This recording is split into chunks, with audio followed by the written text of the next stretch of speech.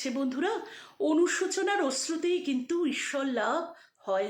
একদিন ভুবনেশ্বরের মঠে পণ্ডিত ক্ষীরোদপ্রসাদ বিদ্যাবিনোদ অত্যন্ত আক্ষেপ নিয়ে স্বামী ব্রহ্মানন্দকে বলেছিলেন, মহারাজ, ঠাকুরকে দেখার সম্ভাবনা ছিল, কিন্তু অদৃষ্টের এমন পরিহাস যে দর্শন করার মন নিয়ে বাড়ি থেকে বেরিয়েও দক্ষিণেশ্বরে যাবার জন্য আলমবাজার পর্যন্ত গিয়ে মনের মধ্যে নানা ভাব ওঠাতে আর যাওয়া হয়ে উঠল না।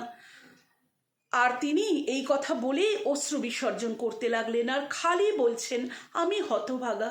এতে মহারাজ বললেন, আপনি আলমবাজার পর্যন্ত তো গেলেন, ওতেই আপনার দর্শন হয়েছে।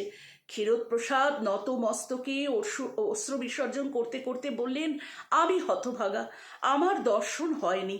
তখন মহারাজ গুরুগম্ভীর স্বরে বললেন, আমি বলছি আপনার দর্শন হয়েছে।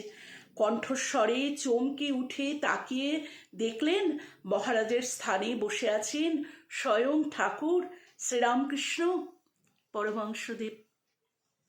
জয় ঠাকুর, জয় শ্রীরামকৃষ্ণ। গুড মর্নিং বন্ধুরা, ঠাকুর সকলের উপর কৃপা করুন।